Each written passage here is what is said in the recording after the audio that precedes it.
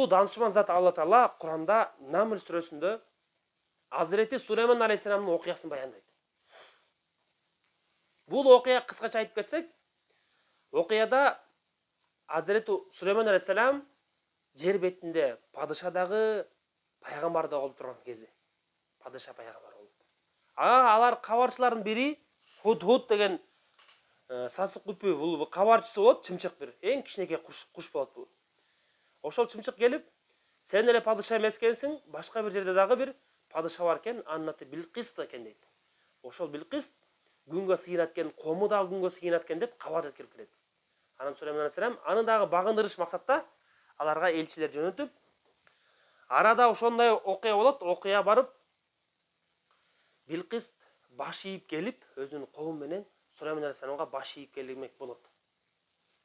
Бирок Азирети Сулейман алейхиссалам дагы бир муъжизаны көрсөтүш. Ошол Билкис чындап эле бул өзүнүн элин башкарган адилеттүү бир аял бекен деп текшерип сынаш үчүн ушундай бир айла амал кылат. Кандай десе, ошол айла амалды Куран аятта Алла Таала баяндайт. Сулейман алейхиссалам анын ошол Билкистин падышанын тактысын алып келип, анан аны өзгөртүп, кайра Билкис алдына келгенде өзүнө эле өзүнүн тактысын көрсөтүп, ушул сенин тактың эмеспи деп, эгер чындап эле ал адилеттүү мындай бир данышман падыша болсо, анда өзүнүн тактысын тааныйт деп. Болбосо тааныбай калат дегендей кылып анан сынайт. Бирок анын тактысы, кептин баары ушул нерсе, тактысы жөнөкөй такты болбойт ал. Өтө чоң, өтө оор. Аны бөлүк кылып, бир нече касырлардын ичине киргизип туруп, чогултулган чоң такты болот ал. Билкис пайдаланган, колдонгон. Ал тактыны алып чыгып кетиш мүмкүн эмес эле, чептин баарын талкалап, аскерин жок кылып анан гана кирбесе.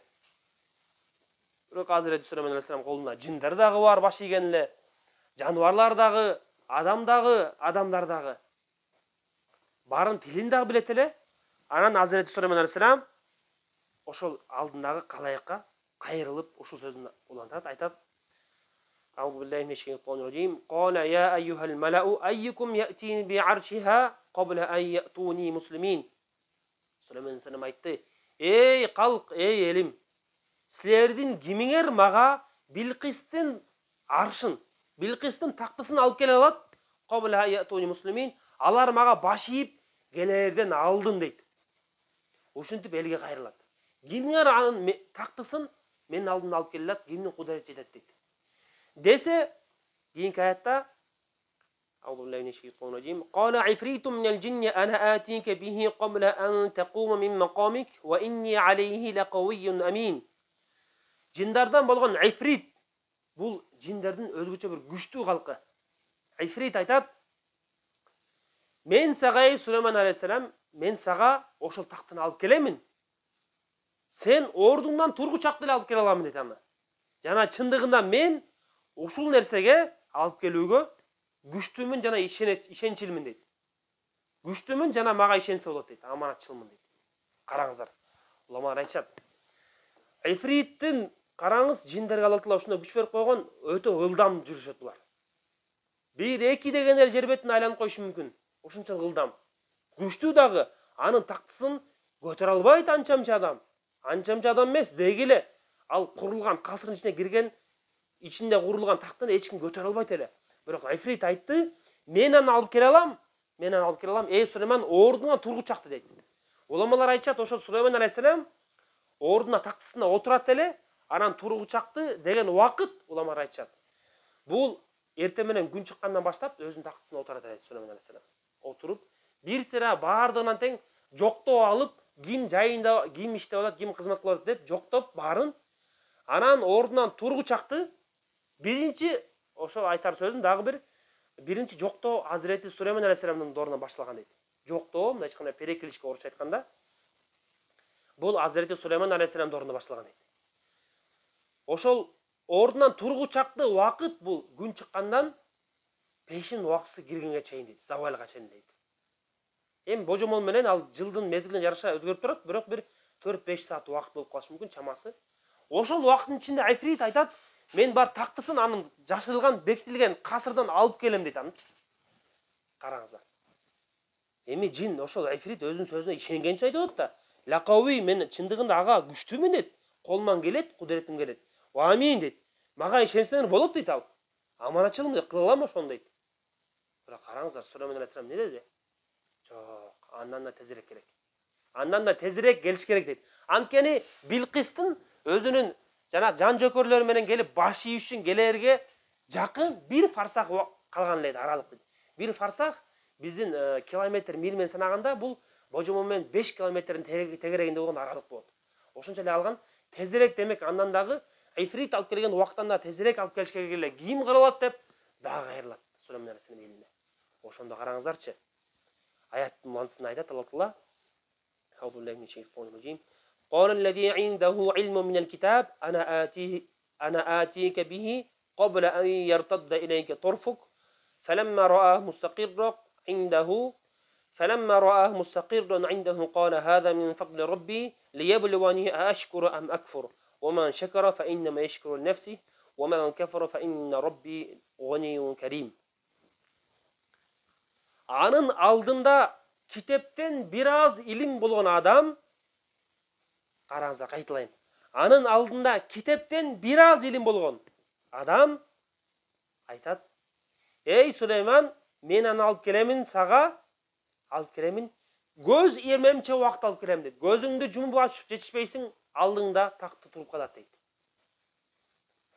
Соң ошол тактыны көз алдында көргөндөн кийин Сулейман алейхиссалам ал айтат, Сулейман алейхиссалам, бул менин Роббимдин айкөлдүүлүгү, мени сынаш үчүн мен шүгүр кылчулардан боломбу, же шүгүрсүз боломбу? Мен шүгүр кыламбы, же шүгүрсүз боломбу? Ким шүгүр кылса, ал өзүнүн пайдасына шүгүр кылды. Ким шүгүрсүз болсо, чындыгында менин Роббим бай, өтө берешен зат. Караңыздар. Эми ушул аятта караңыздар. Башынан айтып кетсек, ошол алдында бир азыр илим болгон адам Сулейман алейхиссаламдын атасына Давуд алейхиссаламга түшүрүлгөн китеп, ыйык китеп асмандан биринчи түшүрүлгөн толук китеп түрүндө Забур болгон. Забурга амал кылган болгон. Сулейман алейхиссаламдын алдында турган ушул адам дагы Забурдан бир аз бөлүгүн эле жатка билген. Бирок ал ушунчалык амал менен, ушунчалык ишенич менен аны пайдалана билген, урматтуу туугандар. Ошон үчүн айтып жатат: "Эй Сулейман, мен ошол тактыны сенин алдыңа көз ирмемче убакыт алып келем" дейт. Көзүңдү жумуп ачканга жетишпейсиң, алдыңда такты туруп калат дейт. Таң калышуу нерсе. Айфрит, жиндардын эң күчтүүсү, көтөрүп алып келе албаган нерсени алсыз бир адам кылып жатат. Эмнеге, урматтуу туугандар? Ушул аятта караңыздар. Ушул жерде мин деген сөз бар да, караңыздар. Харф, бул бир мүчө араб тилинде. Минел китап, китептен бираз. Мин деген табиди араб эресин айтканда, табидия мындай чыкканда китептин бираз, кээ бир бөлүгүн эле билген. Толук Куран эмес, мисалы. Ушул Куран сыяктуу толук Куран жатка билген эмес, ал толук Забур дагы билген эмес, ал ыйык китепти. Забурдун бираз бөлүгүн эле билген. Бирок ошону туура пайдалана билген, урматтуу туугандар. Бул окуядан караңыздар, мен айтмакчымын. Ошо тактыны алып келет. Алланын кудурети менен ал адам, уламалар айтышат, исми Азамды окуган дейт ал. Ошол Алла кайрылып: Алла, шерменде кылбагын, Алла" деп, Алла кайрылып дуа кылып, Сулейман алейхиссалам башын көтөрүп жерге чүрүп чөктү, такт алдында туруп калган дейт. Кантип кылган десе, уламалар айтышат. Алла Таала бул адамга, олияга, караңыз, жерди бүктөп берген дейт мындай чыкканда. Жер түрүлүп кеткен дагы, жердин астынан, Билкистин тактысы турган жерден, жердин астынан келип чыгып, анан Сулейман алейхиссаламдын алдында туруп калат дейт. Таң калышуу нерсе. Алланын кудурети менен болду. Бирок бул, караңыздар, урматтуу туугандар, не себептен кантип болду бул? Ошол адам бираз Забурдун бираз бөлүгүн билсе дагы, бирок анын билгенине толук амал кылып, толук ишенич болгон, ошого якын болгон. Ал нерсе жайында болгон, алчы.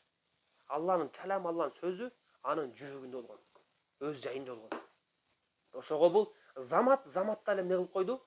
Заматта ал нерсени алдына алып келип койду. Эч бир жин, эч бир адам кыла албаган нерсени кылып койду. Эми качан биз ошондой кыла алабыз?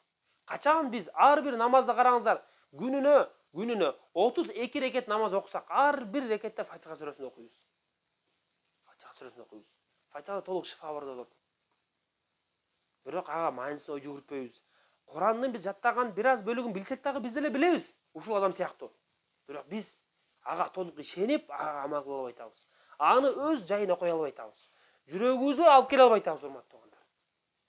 Ошон үчүн биз окуп жаткан Кураныбыздын биз күчүн сезбей атабыз, көрбөй атабыз да. Окуп жаткан намазыбыздын, дуабыздын. Ошол адам сымал биз деле болсок болот, ушул сыяктуу. Кылсак болот, машалла. Бул жол жабылган эмес. Аллага ким жакындан билсе, күнү түнү Алланын тоба иштери ачык. Адам үчүнчү тоба иштери күнү түнү ачык. Аллага жакындап жалбарып ыйлайм деп Алла жакындан билсе. Биз да ушул адам сыяктуу бололу. Эгер ошол адам сыяктуу болсок, караңыздарчы.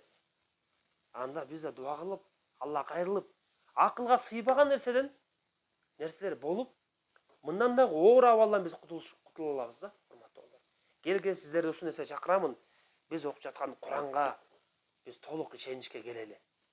Аны биз өзүнүн жүрөгүбүзгө алып келели. Аны үчүн эмне кылышыбыз керек? Көбүрөөк ошол Куран мажилистерине катышып, Куранды угалы көбүрөөк. Көргөн нерсебиз, уккан нерсебиз музыка, кино болбосун, биз Куран болсун бул. Анан жүрөгүбүзгө бир ишенич келет.